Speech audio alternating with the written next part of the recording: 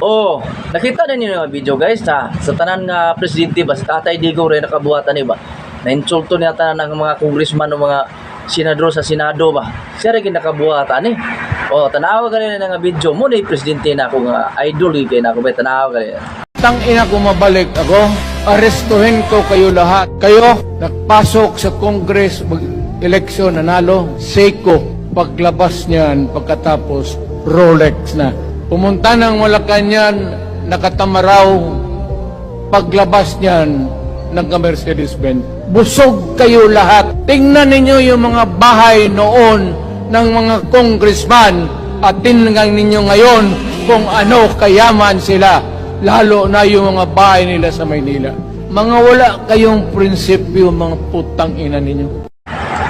Oh, di ba? Wala katingog ang mga kuano mga senador nga na-insulto gyud nga tinuod man sad nga siyempre nga ang mga congressman ug mga senador pakortahan gyud sa kung bulikod na sa kuan ba Senado o sa Kongreso.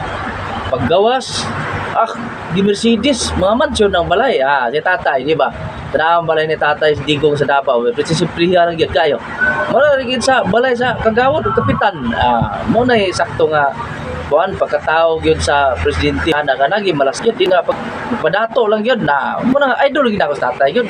Idol ko sa tanan ana. Ana siya.